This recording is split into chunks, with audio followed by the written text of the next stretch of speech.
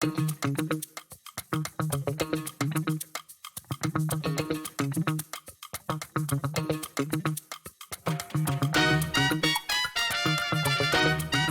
guys, this is Michael Valdes, and I'm here with two really great, incredible people that I've gotten to know over the last couple of weeks, and we have become so tight because we share a very similar vision. Eric and Rick, how are you guys? Doing great, man. Great, Thanks for having me. great, Oh, bro. Michael. Thanks for having us. Oh my God, this is so great. So the three of us really just met a couple of weeks ago when we were all at a panel that we were doing together and really talking about what I wanted to have a more extensive conversation about. We were all in Proximo Avance, which was a conference that was really highlighting and elevating Latino entrepreneurs over various sectors around the world. And it was a really exciting thing to have this conversation that the three of us had. But for those that are listening that may not know you, I just want to really have the opportunity for you guys to briefly introduce yourselves, and then let's jump in. So, Rick, you want to introduce yourself, brother? Sure. I'm Rick Najera. I've been a writer in Hollywood for many years, and I had a show on Broadway called Latino Logs. I was like one of the first Latinos to ever write and star in a show on Broadway. So the other ones are Lin-Manuel Miranda and John Leguizamo.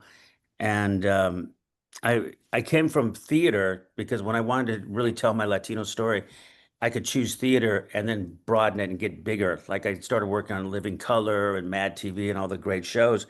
So it's always been the same theme, Latino. And it's been an exploration of my culture. And that's basically my story.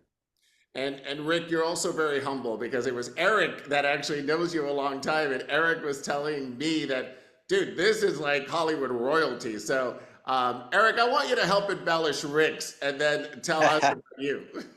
Well, I mean, I've actually known Rick for quite some time.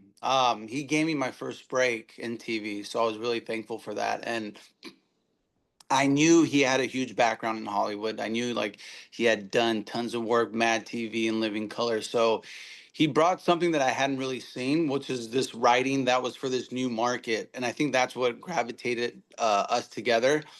And so from that, we started to collaborate, and then we kind of went our separate ways. And then I think it's like 15 years later, maybe now we're bringing it all back together. And Love that. I have over 15 years of experience in social media marketing. I've worked with some of the world's top brands like L'Oreal Paris, Don Julio.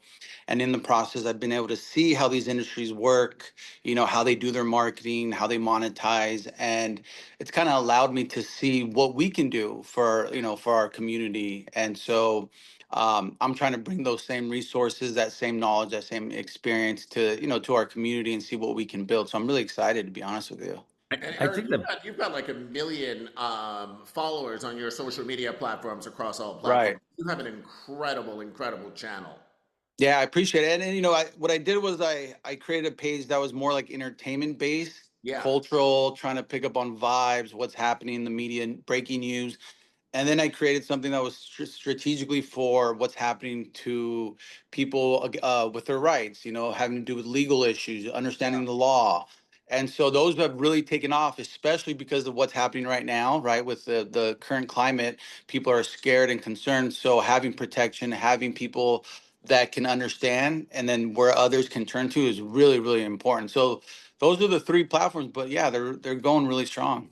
One I of the things that I was sorry, Rick, but I want to sure. base, like one of the things that I was really talking about on the last video that I did for this Latino Millionaires Circle channel was the idea that we as a group would be so incredibly powerful. We represent if we were a country, the fifth largest country in the world, right? $4.1 trillion of spending power. And so I know that both of you passionately talk about this also. And that's why I wanted our three voices to come together on this particular call. We started talking about, I saw your last video that you both did together, and you highlighted Desi Arnaz, for example. And, I think that when there is visual proof of somebody in our community doing it, then it becomes less like, well, I can't do it because no one else has done it, right? But Right. Desi Arnaz was actually one of the first studio head owners with Desi Lou Productions. And I think that it was really fascinating to understand that story. And let's sort of start there, and then we can expand into a more larger conversation. But I really want to give the idea of visual proof. Well, I think one of the things to know about Desi is I pretty much studied Desi. He's one of my biggest heroes. And actually, what happened was Desi had came to this country, an immigrant. He was poor. He basically cleaned canary cages. That's what he did. But what he did when he was married to Lucy almost 12 years, the network was going to do a show called, My Favorite Husband or whatever it was called. And Desi said, I would like to play Lucy's husband. And the network was like, oh no, no, not in 1,000 years. You're not going to play Lucy. I mean, we wanted an all-American husband played. And he goes, well, I've been married to Lucy for 12 years. It seems to work. Why not? So what he did is he took the show I Love Lucy on the road and played to 13 different theaters around the country. Oh, A lot of wow. people don't realize it. He sold them out. People loved the show, standing ovations, and there's reviews in Variety how great this show is. So he took it live. So he took the idea of doing a live show in front of people in various markets, and then he said, "I want to do it." And they said, "Okay, we'll let you do it, but we're not going to let you film it because it's too expensive." He said, "I'll pay for the filming." Wow. He brought in a cinematographer, great cinematographer, filmed it for $50,000 because he realized this will one day live on. It wasn't just going to be tape; it was going to be a film, so he could have residuals and royalties. So he wanted to keep his IP. So that was the beginning of all that work, and the show became a hit. He created Desi Lou Studios, and Desi Lou Studios spawned other shows such as Star Trek, Mission Impossible. I mean, he really did some incredible work, all starting with a simple pilot. So I think the idea of doing a live show, proving it to the public, because that's what happens in Hollywood. A lot of times we find talent by seeing them live on stage. And that's what I've always said. Latinos can always produce a play, can always do a stand up on stage. Get yourself a showcase, and then move to the next area. And that's kind of what Desi did. So I really learned a lot from watching and reading about his career and understanding him. And just sort of like put it in perspective. This was in the 50s. That was 70 Yeah. years ago, Right. And he right? sang Babalu, which was a song written by a black man about an East African god. So he sang Babalu, and in the song he talks about making a potion to have sex with a negra bambona, a luscious black woman. So he's singing that in the What 1950s. could go wrong? So this is way before Bad Bunny. He Yeah, was no, singing in Spanish way before Bad Bunny. He This is the said he definitely set the tone for I mean, I think think what's about it. interesting about this to me is that he he didn't just do something that everyone else was doing. He reinvented something, There and you that's go. important to me. It's more about what can we do to stay ahead of the curve instead of always trying to catch up. And I think being able to use artificial intelligence with like a studio right now Mhm. is taking us ahead, and that's something that we can do. That Desi Arnaz kind of looked into what technology was available. So I think it's really cool that he was able to actually do something that no one else was able to do. Eric, It's one of the things that we've talked about before is reverse engineering, right? It's what Right. you just sort of said. It was like somebody said no. How easy would it have been like, okay, well, I'm a Cuban immigrant. It's the 50s. I'm sitting here. My wife is famous, but yeah, I get it. I'll just sort of sit here and just be her husband. So how easy would that have been to do? But it's like, no, I'm going to prove it to you. I'll pay for it.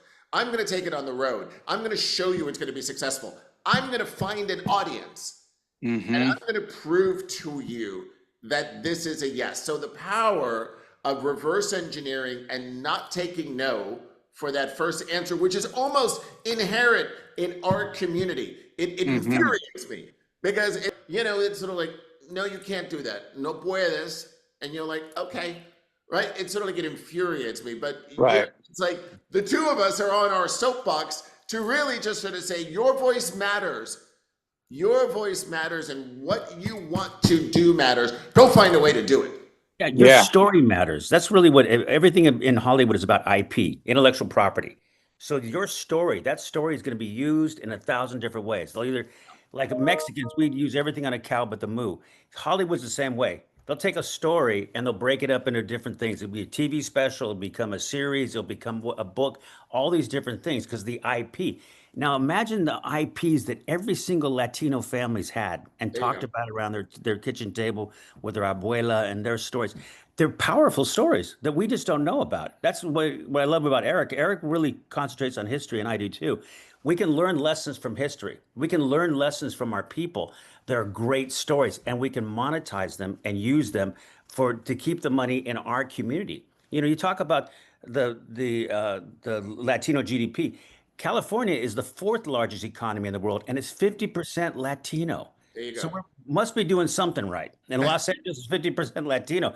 And one of our biggest trading partners is Mexico. Yep. So the money between Mexico and America, we have a huge economic power. And that's why I'm so surprised at what's happening in this country right now, how a push against Latinos. If Bad Bunny is such a problem playing the NFL, it sure wasn't a problem when Desi Arnaz sang Babalu in Spanish about a East African god in the 1950s. So You it's know, like, you just gave a great layup for Erik, and Erik, I've been fascinated with your page and the story Thank you. that you highlight. And to Right. Rick's point, this is what is so exciting because you do delve into the history, and again, it's show me the proof. Remember, it took. You could never thought that you could break a 5-minute mile, right? Until someone did. And then that record got broken within less than 2 years' time because all you had was proof of concept. You actually go back in history and you show the proof of concept that people are not even aware of. Right. Yeah, I mean, to me, it goes back to what you're saying. The reason why I'm really big on these stories is because I understand, and I feel most people understand, but most need to understand that stories are just metaphors for us to how we should live our life. Oh, okay, I learned from this. Maybe I shouldn't cross the bridge because this guy told me a story. And so the whole concept for me is how can I empower Latinos to understand that we've been here, we've laid the groundwork, we've been part of this movement, we've been here even before the United States was formed, and so I started to realize that there were so many stories that I didn't know about myself, and I'm a big researcher. I know how to get information, so I would go and find every piece of information, grab it, and then start to figure things out. And I'm like, wow, there's so many fascinating things that our people don't know. Because when I look at it, I'm blown away. And I can only imagine if I'm blown away, others are going to be blown away. And so I really do try to take a deep dive to let people know that we've been part of inventions. We've been part of huge civil rights movements. color TV. I mean, there's Yeah, so many things that we have invented and done. The concept of zero was invented by the Mayans. There's 1,000 things we've done, and we see it. What Erik's done, and I think we all believe it. It's clarifying. Yeah. We're clarifying the picture. that's a good point. We're focusing it like a camera lens. We're putting it back in focus because Latinos are not in focus in Hollywood. We're underrepresented. We're underseen. All this stuff. And if people knew us, they'd understand to make better logical conclusions, such as the Bad Bunny episode. There are people yelling that Bad Bunny's not a citizen. How dare he was born in Puerto Rico? Learn your history. Puerto Rico it's part of Well, our country. that's the problem. Most people don't they don't even connect Puerto Rico because it's just full of Latinos as an American state or part of Yeah. America. But That's the problem. you bring up such a great point. It's the idea that, and I love the idea of saying that it's bringing focus into what we've done. Mhm. Erik, I would love for you to bring like one of the obscure things that you have actually studied on your page because the stories are infinite, infinite. Right. And I'm Well, like, I actually went down the rabbit hole on your page. I was like, oh my God, this is amazing. Yeah. So give an example for this audience because I think that's what's exciting when people Right. are like, what are you talking about? This is crazy. Yeah, I mean, it's true. I get that. It's funny you say that because I actually get that a lot. Like, hey, man, I saw your videos and I just went down the rabbit hole and just started watching all of them. And I'm like, I appreciate that. And that's kind of what the intent is. And so I think two of my favorites that I've really done is one was a story about Taco Bell and how Taco Bell was invented. And I had no Right. idea how it came about. But essentially, there was this family in Riverside called, I'm forgetting the name. I'm forgetting the name of it, but they The had a Bell small. family. No, the joke. They had it was Lamitas. I think Yeah, Lamitas in Lamitas. Riverside, and they had a small Mexican restaurant, and they would have civil rights leaders go in there, and it was a very popular place. So everyone would gather there. But this guy, Mr. Bell across the street, had a hamburger joint and he wasn't doing very well. So he was like, oh man, these guys over there are killing. So he would go every day, go back, kind of watch what they were doing. And they noticed it, the family, but they didn't really think anything because they were nice. So, every day they would keep going back. And he finally told his wife, I think I'm going to start a Mexican restaurant. She's like, are you crazy? She's like, you're not doing well with burgers. How are you going to do well with this? Well, he went over there so much that the owners decided that they would give him the recipe. Just give it to him like, hey, this is what you should do. So he learns it, figures it out. He starts selling, he starts packaging it, really thinking of it in terms of business aspects, and it takes off and it becomes Taco Bell today, right? But it was all because a Mexican family was just very nice and gave him the recipe. And that was really Please interesting tell to me they me. became business partners. No. No, they didn't, I there was hate the absolutely story. nothing. I know. And and that was the moral of my story was like, listen, I understand we're too nice, but when it comes to business, we really have to expand and think on other levels because this is Trust great me, what yeah. happened, but we lost $1 billion potential enterprise, right? Like that was the moral of it. We lost on an Here's, opportunity. I That's know. right. Here's a story I want to say that it was like Henry Ford, with the the Yep. manufacturer of Ford, basically had a guy, a newspaper man, was doing an article on him, and he goes through the shop, and he says, "Who's the highest paid person here?" Henry Ford goes into a room, and there's a man sitting there on a table with his legs up, with his hat on, just reading a coffee and having a coffee and reading a paper. And he says, "How you doing?" He goes, "Fine." He goes, "That's the highest paid man. He does nothing." He goes, "Nope, doesn't do nothing. He thinks up ideas.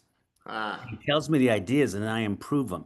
He goes, Mhm. "That man is now free to think up ideas and be, he has got a job." And he thought ideas is the most things that he would pay for. And that's indicative of what we have. We have ideas. That's what Latinos, we have inventions, we have ideas.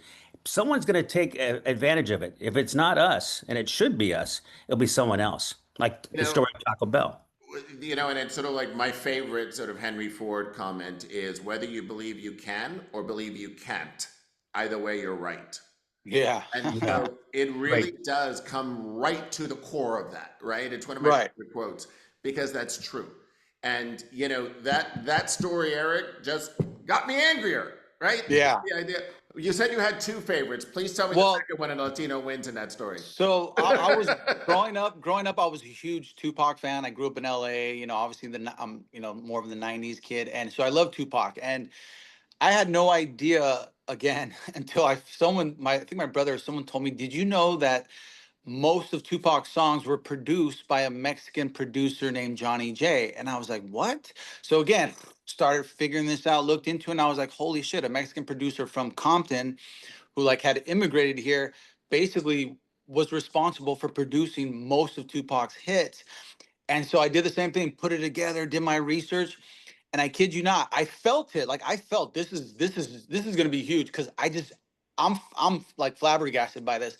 Sure enough, I posted and it gets like 2 million views. Wow. Johnny J's wife, Johnny J, rest in peace, he's dead, reached out to me and was like, "Hey, I have a documentary. I have his story. Let's do Wow. something." So this is actually all these stories have actually led me to people. The stories that I the stories that I do them on, their family members will reach out to me. They'll say, "Hey, I have a story. Hey, we have all of his information." So it's really neat to see that we're kind of revitalizing these stories, and then people reaching out like, "Hey, how can I help?" or "What else can we do?"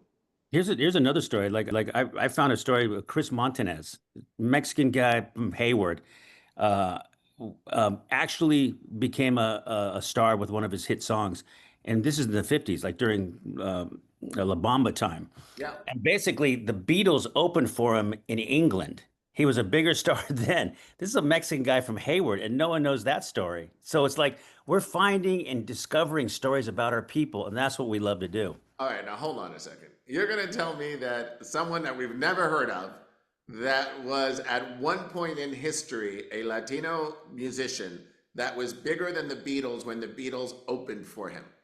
Yeah, Yeah, That's insanity. See, and he these are the played with things the that it's like mind blown, right? he played with the Right. Beach Boys. He played with the Beach Boys. I mean, this guy That's was incredible, and they don't know him. And so those are stories that it's we're clarifying. We're putting the focus back correctly on Hollywood and Latinos, and that's the one thing that we have a library. I mean, being a writer, speaking as a writer, I'm always yes, looking for an idea in a story. What's story Right. no one has ever told? We're telling variations of the same story. I mean, what we add is flavor. Salsa is the number 1 condiment in the United States today, beating ketchup. We're adding wait, stop that. Say that again. salsa is the number 1 condiment in the United States, beating ketchup. And who Beating, do you think is buying it? yes. Right? all, Everybody. all, Everybody. all the white guys during Cinco de Mayo, they're getting drunk or buying it. That's what's really helping. But that's we should have our chance at the table because we're coming up with ideas. And Uh, I know, honestly, what's interesting about what Rick said is he told me to do this Chris Montez story.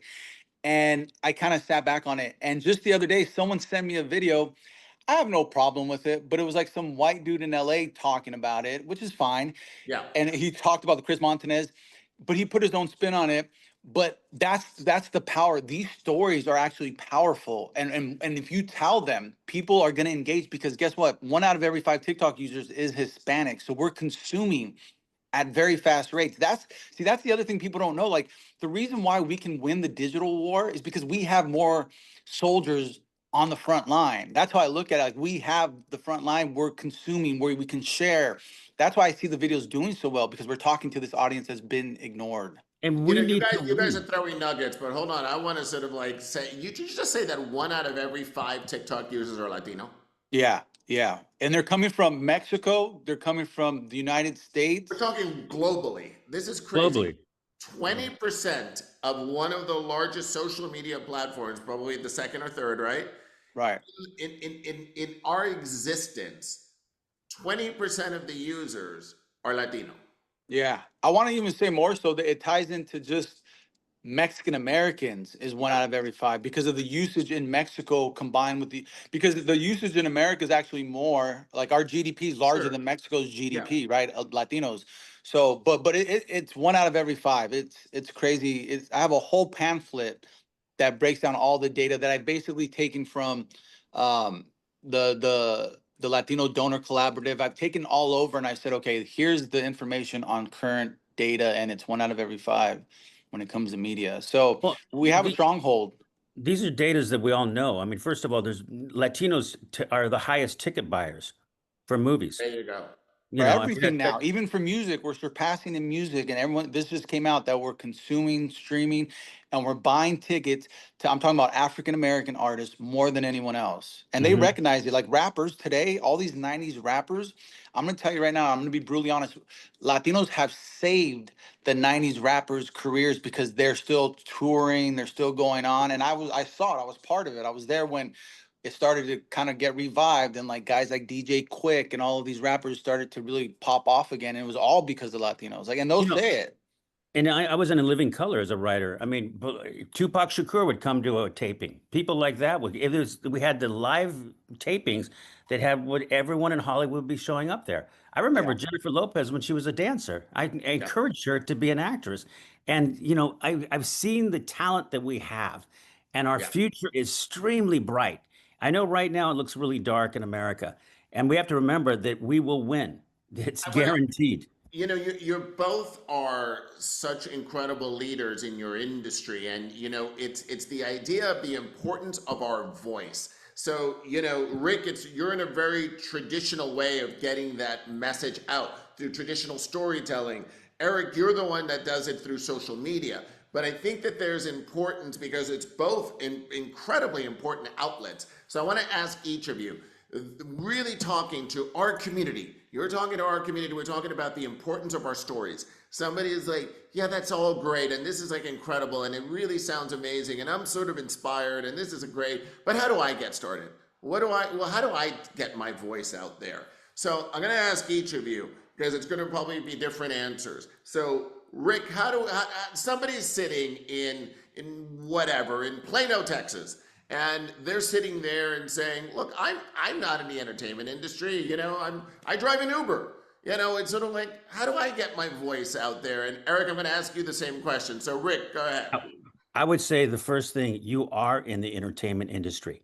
You consume entertainment every single day. You're consuming about 8 hours of entertainment a day. You're in the entertainment industry. The difference is you're not producing. So Mm, now I would challenge you to think, why can't you write? I teach a writing course, and I love to do it because I find talent when I'm teaching a writing course. And a lot of times I'll start off with saying, introduce yourself. And I'll have the person introduce themselves to say, hi, I'm Rick Najera. I'm a writer. Now, they can say their name and a writer. And if we go through that process, well, first of all, we're doing it mentally. Think of you as a writer. Think of those stories that are so important to tell. And just the importance of the story is more important than yourself. Your embarrassment. I'm not a good writer. I have dyslexia. I can't spell worth a darn. If I don't have a writer's assistant or a spell check, it would look like a moron. And I was flunked in school. I've written probably more TV shows and films and things like that than most anyone in Hollywood. And because I let the story be more important than myself. So you consume entertainment, now use it and write. Just take a simple writing course, whatever it is, start to write, start to tell your story. And the next part is through Erik. Erik will tell you that that camera that you've got there is mm. the most amazing camera on your phone, and you're consuming everything on that phone. Start making videos. And it's okay to fail in the beginning. It's okay to try something in the end. Get over that fact of why you can't do it. Like what George Lopez says, I'm a Mexican, not a Mexicant. And the truth is, use that. You have to have that ganas, that feeling that I'm going to do something, get my story told. Because even if it's just telling your parents' story of how they came to America or what the reasons are. I wrote a recent book for Rodrigo de Escoto about his father. And that story was so fascinating. When I sat down and wrote that story, of his life. This guy was in Central America. He fought against Somoza, all these different things. It's a love story. That was just one book. Now I want to do a series of books on Latino families. So I would say you got the stories. Now tell them and figure out how to tell them and do the best you can. But that's my biggest Rick, advice to you. I actually love that. And you know, one of the things now that there's technology, right? If somebody Yeah, feels intimidated about going and taking a writing class, there's Chat GPT. Get it yeah, out of your head and exactly. onto the paper somehow, right? Right. Yes, And so yes, that's it. It's like if it seems overwhelming to sort of say, oh my God, how do I go and write? I'm intimidated by the blank page. Don't need to be. The blank page doesn't exist anymore. Get it out of your head and onto a piece of paper, right? yes. Right. And then it goes to you, Eric. What does somebody do at that point? It's same Uber driver in Plano, Right. Texas, that sort of says, I love hearing you guys. You guys are the leaders in your own industry, but what do I do? Yeah, I mean, I think the most important thing is it kind of goes back to a quote that I think is important, which is like everything you want is on the other side of fear. And Mm, when it comes to social media content, I feel like the biggest thing that stops people is the fear of failure, the fear of being judged, the fear of not looking good, or the fear of, the way you talk. And so I think what I did, and I think a lot of people should do, is really just start to practice and talk to the phone, like have conversations with the phone. Like that honestly is going to help you get going. Like practice talking to the phone and then look at it and then be like, do you feel comfortable? Do you think you felt comfortable saying it this way? Because ultimately what you're trying to do is capture a moment of passion, of interest. And it could be anything that you're really like in the moment of, and you want to capture that. Like, I just saw the craziest thing right now. This was happening. I don't know if you guys know about this, but you should come check this out. I loved it. It was great for me. That type of authentic connection, like when you're in the moment, goes so much further than trying to present on camera. Yeah. And that's what I've noticed. That's what I've studied. That's what I've seen. That's why I constantly say the phone, the iPhone is the weapon of choice, because one, you can use it to get information out, and two, in situations it actually protects you. You can hold it up to show people what's going on, and they sit and they back up, right? Or police officers may be like, okay, a little bit more hesitant to do things. So it's really a valuable tool, but for yourself is to get your story out, but do it in a way where you feel comfortable. Because as long as you're not feeling comfortable on that phone, I can tell you right now, you're going to continue to be scared or worry. So start with just getting comfortable and talking like you would to a friend on your phone, and then you'll see within a week or two, you're like, you just have an idea and you're shooting it, and all of a sudden you're getting exactly what you want. And so that would be the first starting point. And that's the easiest way because you don't need to edit. You don't need to put all these graphics. You just put a nice title on there, right? Because remember, 80% of people don't go past the title. So a lot of times people are like, why are my videos doing well? Because you don't have a title. I don't know what I'm getting into, right? Like, I want to know what I'm getting into. So it's like, how to make $1 million in 7 days is crazy. So I might click on that, right? Like, what's going on here? So not only is the title important, but making sure the title has a curiosity factor, right? Like intriguing.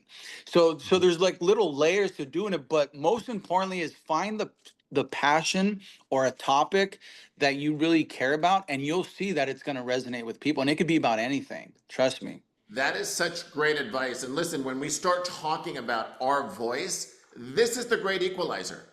Right. Yeah. This is what actually puts us on an equal playing field because everyone has access to a phone. Everyone has access to social media. Whether you have 1 million followers like you, Eric, or if you're just starting out and you get 3 likes, 3 other people just heard your story. Right. It Yeah. doesn't And matter. and it says you have an audience. First of all, There you go. if you're uncomfortable being on camera, you know how many people are uncomfortable on being camera? Lead with your vulnerability. That's right. Lead with that's what people love. They love the It's a truth. good point. Yep. And That's a really you're good point. saying, listen, guys, I've never done this before, but here's my take on this. Yeah. Yeah. Lead with the vulnerability. And Yeah. the big media that's been out there, CBS, all these big companies are failing. And they are trying to get into small content creator world. That's Right it. now, China does little small telenovelas, basically, and they're doing short form vertical stories. It's a $7 billion a year industry. Why aren't we in that? Because I guarantee you Latinos are consuming that. And that's where we're saying we got to be in charge of our IP. And that's where guys like you come in, which Michael, me and Eric are in awe of you and your business ability and just understanding business because we've been in the content creating world. We've been in the world of stories and things like that. But understanding the business side is so important to make, we basically have a triangle: content, social media, and business. Just us 3 talking right here. And listen, and there's going to be a lot more than the 3 of us are going to do together because we really, I think, realized that as well when the 3 of us met. And our mutual friend Gary Acosta, the founder of Proximo and Avances, that has said to me, "You're going to love these guys," and put us together. He's a He was great absolutely connector, right. huh? Gary is one of the better connectors out there, and also Nellie Galan. She's so wonderful. Oh, Nellie is a legend. You I know, mean, get Nellie on this as well. And Nellie, I know, like you, Rick, I've known her over 30 years. And Yeah. and there was a big span of time where we went on different tracks, right? And we just Right. really reconnected recently. And it's like a day hasn't passed. It was crazy. Oh, And it's great. Nellie came and saw my play in Miami that's amazing. with Yeah. Billy Deck, and she loved it. It's like it's a small community, but we all get to know each other. That's you know? right. It And really, really is, and again, it's visual proof of those people that have succeeded and done it. And so I think that there is a lot of what we can do because there is, my passion is really sort of getting the stories of not just everyone that's in the entertainment industry that you guys cover so well, but it's the guy who lives down the street that came in from Bolivia, and he is an immigrant and built an exterminating company and now makes $15 million a year. That's an incredible story. Because Absolutely. that's something that somebody that's down the street can relate to. Right. I'm just starting now to create a fund to really focus on Latino-led businesses. And I want that kid that's like in Chile or Costa Rica or Mexico that created this incredible technology thing, but has no idea, has no access to capital, has no idea to angel investment or Series A. I want to be able to sort of like do that because that invention for that kid that might be, sitting in Mexico right now, that might be something that changes our world, Yeah. right? It 100%. It could very well be that, and there's no platform for it. And so that's what I want to showcase as well, those stories of this incredible artist that had the Beatles open for him, and none of us know who they are except for the two of you. I've never heard his name before. That's an important story, because the other kid that's somewhere right now playing his guitar can think, oh my God, this is amazing. They're going to be the next Bad Bunny. They're going to be the next person who can command the stage on a global scale. Right. You've seen these things on social media in the last week of every person that's playing Bad Bunny songs and trying, like, they're all Americans trying to all figure out the words so that they're not lost. And they do this countdown. I saw one this morning. I started laughing. 129 days for me to learn a Bad Bunny song. That's pretty. I haven't seen that one. I saw other ones, like people getting upset about others getting upset, and they're like, yeah, getting excited and stuff, which is cool. Yeah, I just don't understand how there's any issues when he's like the biggest artist in the world right now. exactly. I don't get it. It's just numbers and logic. It's just too much hate and divide. I think people just, I don't know. It's interesting, but yeah, he's a huge deal. Rock Nation made a great decision. Yeah. Jay-Z's the one in charge of Jay-Z. it, so they know what they're doing. Crazy, right? Jay-Z knew what he was doing. I want to close it out by each of you giving the audience one piece of advice as we start thinking about the importance of our voice, the importance of having our voice heard. So I want each of you to give a piece of advice towards that. Erik, I'm going to start with you. I think as we move towards this kind of new world, especially AI driven, we have to really take the lead as Latinos, as Hispanics. I think, like I've mentioned before, we've always tried to catch up, and we're at a stage where we can take technology and actually get ahead. And I think we're kind of doing that right now. We're leading the pack. And so it's important, kind of to what you're saying, is that everyone does have a story. And if we activate our voices and we tell our story in an authentic, powerful way, everyone will be inspired to want to create. And I think that's what I've seen the most, is like the best feedback that I've gotten is, hey, you've really inspired me to want to, be proud to be Latino and to go after my goals. So it's very important to take ownership of who you are. And I think I said this, in the conference, is take ownership of who you are, because we have so much to offer. And the minute that I started to show who we were as people, like, doors started to open up and my content started to thrive. And I'm sure it will happen for you guys too. Like, if you do put yourself out there and tell your story, you're going to see that the world will find a way to connect with you. I would say yes. That's a good point, and I'd have to say, stop waiting till you tell the story right. Tell the story.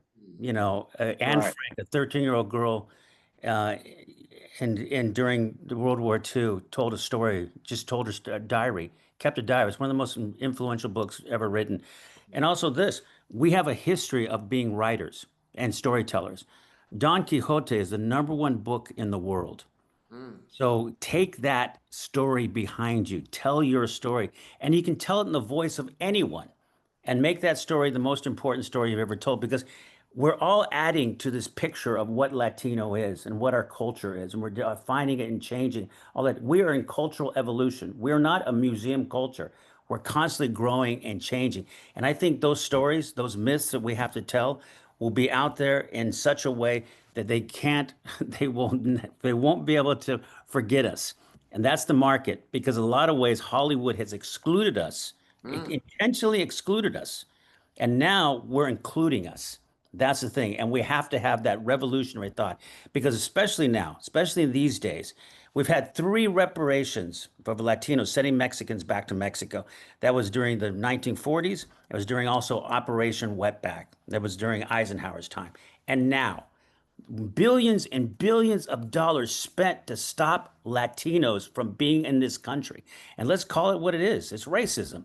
And it didn't work last time. It didn't work then. It's not going to work now. It only makes us stronger, because it makes us and defines us and forces us to actually tell the world who we are proudly. Powerful, powerful.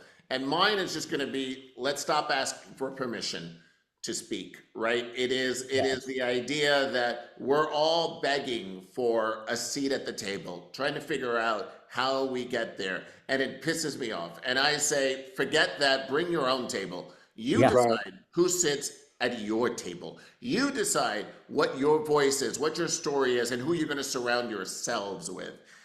Gentlemen, you guys are amazing. You're my new brothers. This is so incredible. I am so looking forward to what the three of us are going to be doing together, because there's a Yep. lot more to come from the three of us. So everyone buckle up. And guys, thank you so much for the time today. Absolutely, Michael.